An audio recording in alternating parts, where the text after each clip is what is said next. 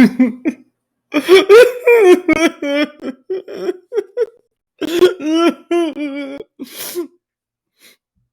DeMarvin Leal. We barely knew you.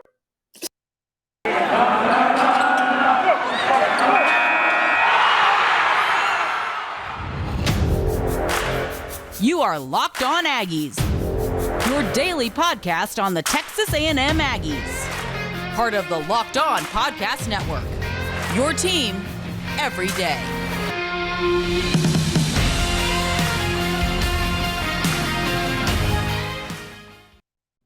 Howdy, everybody, and welcome back into another episode of Locked On Aggies, presented by the Locked On Podcast Network. Cole Thompson back here in the driver's seat talking all things Texas A&M. I upgraded my microphone, so hopefully that sound that everyone's talking about on YouTube is actually coming in a little bit more clear. Just pay a little bit more money. But the main point of the subject today, DeMarvin Leal, no longer going to be a Texas A&M Aggie. He's going to head to the NFL. So where does DeMarvin Leal fall somewhere in the NFL draft? I reached out to a couple of my scout buddies. And what teams are most going to be interested in a player who can play a 3-tech, a 5-tech, and much, much more? We'll discuss that all on today's show. This episode of Locked On Aggies is brought to you by Omaha Steaks. The holiday season is right around the corner, and finding the perfect gift is tricky. Omaha Steaks makes it easy to send friends and family an unforgettable, guaranteed gift that is going to be loved and also eaten. Go to omahasteaks.com and type in college and enter the search bar for the perfect gift holiday package. Thank you so much for making us your first listen every single day. We are so thankful to have you right here on the Locked On Podcast Network. Now, make sure you're subscribed on iTunes, Spotify, YouTube.com, and of course, make sure you're listening every single day at LockedOnPodcast.com. As always, my name is Cole Thompson, name right down there below, at Mr. Cole Thompson, if you want to follow me on Twitter. I am the host of the show, and I love public feedback. Anything you can do to make this a more quality-sounding podcast Monday through Friday, give me a follow, give me a shout-out, and I will add it into the mix. Secondly, Locked On Aggies. Locked On Aggies is your number one source for all things 12th man-related content found here on LOP. You can always subscribe on iTunes, listen on Spotify, and if you can't do any of that, listen live every single day at LockedOnPodcast.com. It is the end of an era, but one that was expected. DeMarvin Leal now leaving for the pros, saying goodbye to Aggieland after 3 seasons, looking to become the first player since 2017 to be drafted in the first round out of Texas A&M. That last guy, we all know his name, Myles Garrett, on a tear, very well could be the MVP or the Defensive Player of the Year in the NFL for 2021.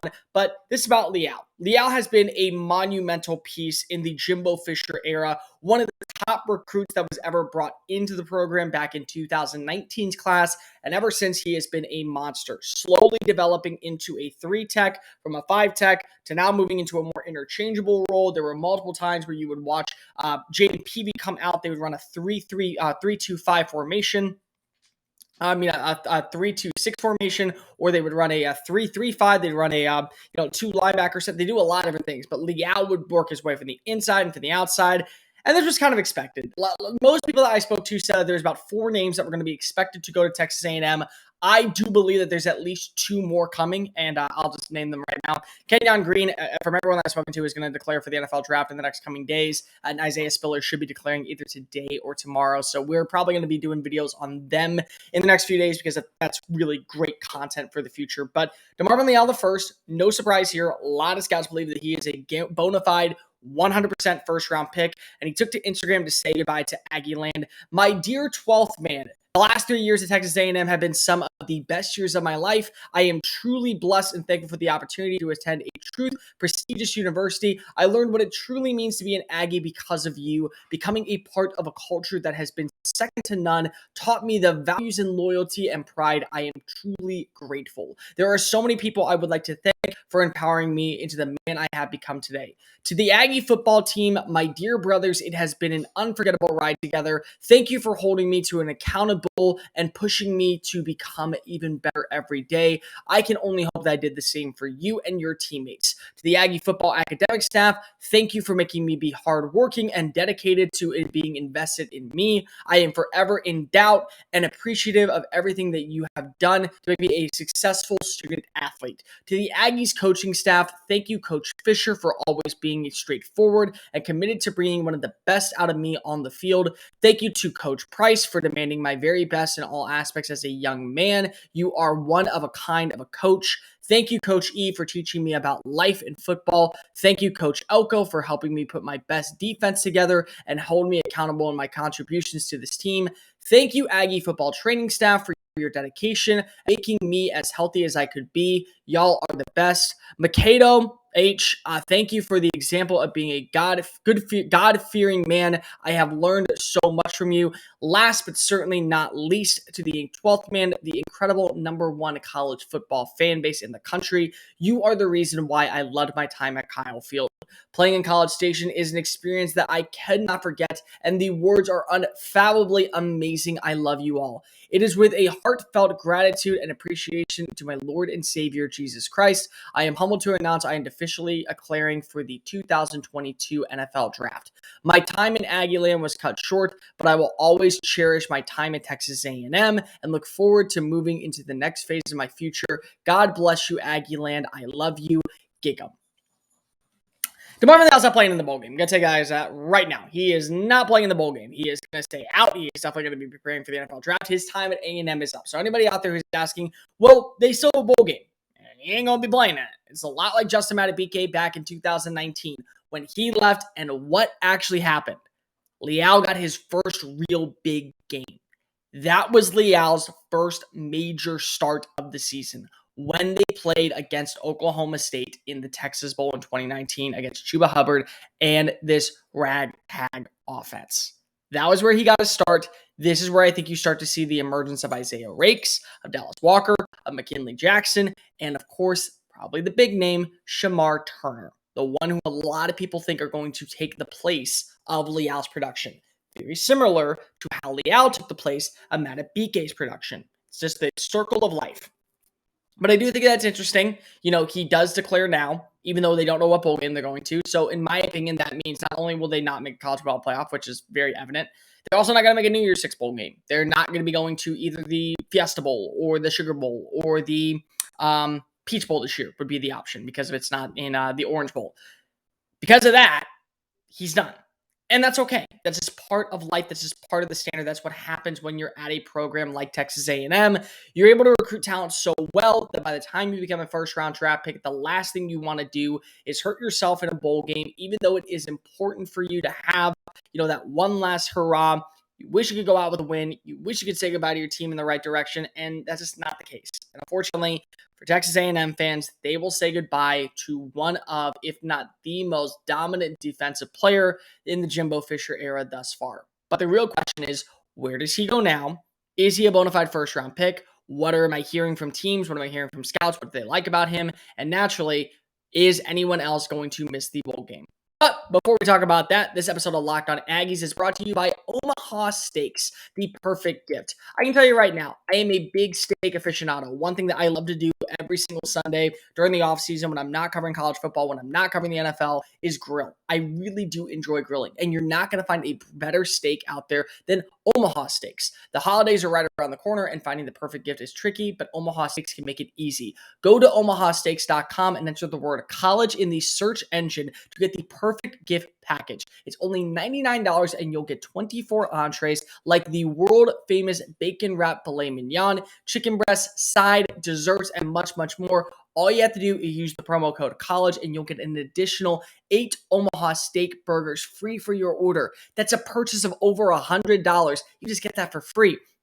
I've all heard the reports about shortage and shipping. Don't worry about it. Order the perfect gift package at omahasteaks.com and you will get an extra free 8 burgers when you enter the promo code. Achieving gift greatness includes steaks that has incredible flavor, incredible value, and 100% guaranteed. omahasteaks.com/college. Make sure you get those orders in right before the holiday season. It's a perfect gift for you and for your family.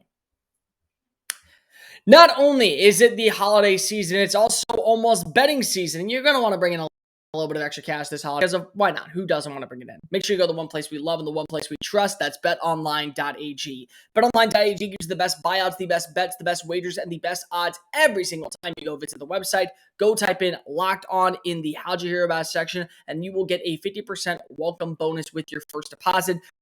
from basketball to NHL, UFC, NFL playoffs, bowl game predictions. Stop sitting on the sidelines. Get into the action right now. BetOnline is the fastest and easiest way to bet on all your favorite sports. BetOnline.ag, where the fun starts.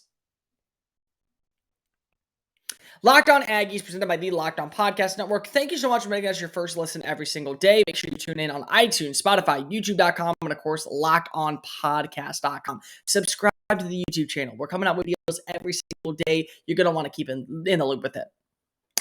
So DeMarvin Leal, where do I think that he lands? I do think that it is going to matter based off the combine. There's a lot of people who want to see his agility and they want to see his speed.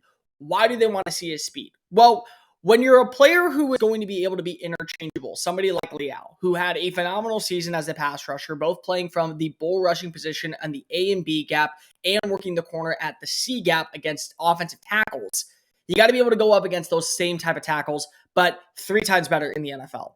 And here's the thing that people don't understand. You can go to a really crappy university. You can go to a really good university. There's good players at every university. Even the backups in an NFL roster, NFL locker room, who are quote unquote sucky. Yeah, they can kick most people's butts. They can absolutely whoop your can butt. And I hate when people always go, "Oh, why can you go up against that loser?" No, you can't. No, you can't. So the biggest thing is that can Leal be able to transition going up against levels of talent at the SEC to levels of talent at the NFL? If he can do that, I think that he's an interchangeable player, which basically means every single NFL roster should be looking at a guy like Leal. You can play him in a 3-4 technique to where he would easily thrive on the outside as that 5 technique, probably working in to out on the outside, on the tackle, on the outside shoulder with the guard, probably actually doing a little bit more of that with the outside linebacker kind of closing in the gap. You basically are trying to get that extra leverage on the inside. If you play in a 4-3 technique, he would easily transition to a 3-tech, a 1-gap type player. I think he'd actually do really, really well in that. And there's a few teams out there who are definitely going to be interested in that type of player. But that is where the key is. Speed and agility. Can he move off the line of scrimmage as quickly as he looked during his time at Texas A&M? And that's what the combine's for. The NFL combine is going to be so big for a guy like Leal because if you want to be able to see him transition and show that same straight line speed that you saw every single rep during his time in College Station, if you can get that type of player, he's easily going to be a first-round talent. I mean, he's already a first-round talent. He's going to be a top 10 talent. And there's going to be a few teams that are definitely going to be interested in him. But I also want to talk about player comps. Somebody asked me who was my biggest player comp for a guy like DeMarvin Leal. And I know people are going to sit here and go, "You are such an Alabama alum. I hate how you were such an Alabama dude, even though you covered Texas A&M." But Jonathan Allen of the Washington football team is basically a perfect complement to a guy like Leal. He showed immense success when the team was running a 3-4 formation as a defensive end. When the team elected to move back to a 4-3 system under Jack Del Rio, he made the easy fix into a 3 technique, and the production did not drop at all. He's honestly one of, if not the best interchangeable defensive tackles, defensive linemen in the NFL today. He is great against the run. He has the bull rush ability, but he's also very quick. I view Leal as a quicker Jonathan Allen when he was coming out of Alabama. You can probably add about another 15 pounds on him, and he'd be able to probably play that really nice role. If you want him to play in a 3-4 technique, he probably could be about the same weight that he is, maybe slim down even a little bit, keep that speed at 285. Maybe he gets to about 280, just a little bit less, and he'd be able to have that same similar production of what J.J. Watt kind of had during his time with the Houston Texans. J.J. Watt was about 280 when he was playing at his best level. So I don't think he would have that exact same type of career. I don't think many people in the NFL would have that exact same type of career. But somebody said he should play outside linebacker. No, he shouldn't. He should have his hand in the dirt. He should be an immense, easy defensive end if you're playing a 3-4 technique. If you're playing a 4-3, move him inside. He will have tremendous success as a bull rusher. If you get him in a defense that is missing that element up the middle, you are going to absolutely flourish. And there's a few teams like that, so let's go ahead and break it down. I have 3 teams that I really, really like for DeMarvin Leal going into this year's draft. Let's go with the first one, the Houston Texans. It's a good fit. He's a Texas native. He grew up in San Antonio. It's right up the road. they need help with a bull rushing defensive tackle. They are one of the worst teams when it comes to pass rush. And even with Jacob Martin and Jonathan Grenard playing that outside edge, Grenard has had a fantastic start to his second year. I think that he's actually in the top 25 in total sacks with 8.5. So he is playing lights out recently. He's actually had 3 games in a row where he's had at least 1.5 sacks. So he is putting up the production as of late. Jacob Martin, I really like him. I do think that he is a good player. I don't think that he is an elite player, but I don't think that if you go with a guy like Leal, you're going to have to worry about that. He could still be your other pass rusher on the opposite side of Grenard. Really where the question comes to is, do you want to trust that Ross Blacklock is going to be able to perform at that same level that you saw a few weeks ago with a guy like Roy Lopez? Lopez has actually been a really good run stuffer. According to Pro Football Focus, he's like the number 2 defensive tackle prospect of all the 2021 players. I think he's done a really nice job playing the run. I don't think he offers any value as a pass rusher. So if that's going to be the case, play Leal, get rid of Ross Blacklock, play Leal, play Roy Lopez next to each other, let them flourish together. Grenard on one side, and then you probably go ahead and draft another defensive lineman in the second round, third round, something like that. Or, depending on what happens with the Deshaun Watson situation, they could get an extra first round pick, maybe even 2 if it's to the right team. When you look at that, when you look at something along the lines of that, I would argue that there's an opportunity that you can go draft a pass rusher with your first pick. Leal is going to be available probably around 7 through 15. If you're picking in that range, go ahead and just double down on defensive line.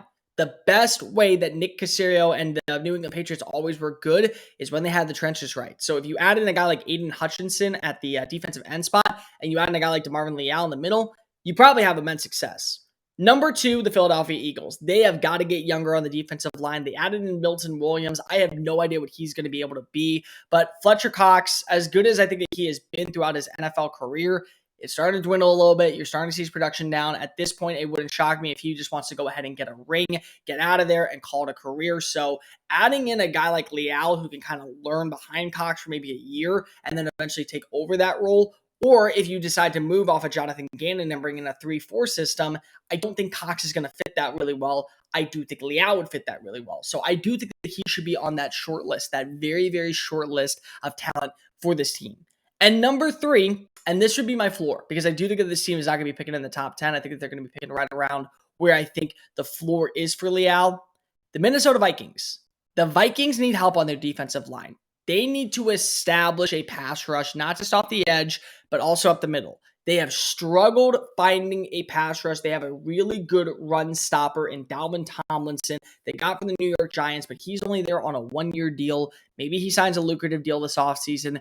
They have got to get a pass rusher somewhere up the middle. I do believe that Leal would be an immense fit. I do think that a guy like Geno Atkins would make a little bit of sense for him, a little bit limber, a little bit more thin, can get a little bit more power up the middle. You add in that type of player, you add in a guy like that type of name to your roster, you add that guy in, I'm going to tell you right now, you look at how well this team can play. You look at how well this defensive line could be. It's scary. It really, really is scary because of all I'm looking at is an up-and-coming superstar at the position. And I do believe that Minnesota, with Mike Zimmer, who used to coach a guy like Geno Atkins, would immediately know how to work with this guy. But again, they also could be getting a new head coach, so that could completely change a lot of different outcomes for this organization. Really could be a giant, big deal breaker for them. This episode of Locked On Aggies is brought to you by BetOnline.ag. BetOnline.ag is the number 1 resource for everything you need in betting. Of course, this holiday season right around the corner. Make sure you get your bets in to get a little bit of extra cash. BetOnline.ag offers the best buyouts, the best bets, and the best wagers every single time you make a bet. From UFC to college basketball, college football, winding down with bowl eligibility, the NFL playoffs, NBA, and of course, MLB postseason coming in. Make sure you get your bets in as soon as possible with BetOnline.ag. Make betting fun and easy. Locked On Aggies, presented by the Locked On Podcast Network. Thank you so much for making us your first listen every single day. Now, make sure your second listen is Locked On Bets with your boy Q and handicapping expert Lee Sterling, as they give you the best bets, best wagers, and Lee's best fits every single day. Subscribe on iTunes, listen on Spotify, or wherever you get your podcast listening systems. I do want to talk about one thing before we get on out of here today, and that is the hire of Marcus Freeman. Why is the hire of Marcus Freeman so important to Texas A&M? I don't know if it is or not, but what I do know is if a coach is to leave, the one thing that you need to make sure you do at your university is keep your best recruiter. The reason why Marcus Freeman is likely going to be hired by Notre Dame is because of you just saw this recruiting class reach a brand new height that Brian Kelly has only reached once in his life, even though he has finished top 10 in the last 5 years. They're going to finish top 5. And if Marcus Freeman is named the head coach, they have an opportunity to finish number 3. They really do. There's a couple of prospects that they really like between now and December 15th that are probably on the fence now that Kelly's gone. If Freeman were to leave and he wasn't going to get the job, well, at that point, I personally believe Notre Dame would probably lose about 15 recruits and they would re-sign or they would wait until the actual national signing day, not early signing period, to go figure out where they're landing next. I do believe that would be the case. Really, 100%, like done deal. I also believe that part of the reason you want to make sure that your recruiting class is so good is because if you can always get the right head coach, you can go ahead and spend $1 million. Go ahead and spend $7 million, $9 million. Part of the reason Brian Kelly, I think, is going to be successful at LSU is because if he's going to be able to bring in an elite recruiter just like he did at Notre Dame with Marcus Freeman. As long as the recruiter's there and the coach is good, you're fine. Do you want to know why Nick Saban has been so good at Alabama? Because if he's had great recruiters, Steve Sarkisian, Kirby Smart, Mike Loxley is a fantastic recruiter that nobody talks about. Lane Kiffin knows how to sell a program. Brian Dable actually was a really good recruiter because if here's what he had to say, I have NFL experience in NFL rings. Do you want to win an NFL ring? Come here, I will train you. And look at what he's done in Buffalo. Look at the players who respected him. He has always had great recruiters on his staff, offensively and defensively. So a guy like Freeman is now going to probably be the head coach. If Jimbo Fisher ever were to leave, why not promote Mike Elko? Honestly, why not promote Mike Elko? Why do we have to worry about having an established head coach, somebody who's been around the block, when you have an opportunity to keep your best recruiter? If your best recruiter can actually coach, which it does look like Mike Elko can do, why would you want to lose him to another team because you're scared to promote him? There's a lot of reasons why defensive players come play at a certain university. It's not location. It's not, it's not the championships. It's not the conference. It sometimes is that. But it's usually the recruiter. It's usually the guy who sells them the program. Remember the scene in Wolf of Wall Street? This one? Sell me this pen. Sell me this pen. It's brown. It's, it's a Sharpie. I need to write something now. Here. Perfect example. Why come to this university? You see this pen? It's not that it's the best pen. It's my pen. My pen always gets me success. You want this pen.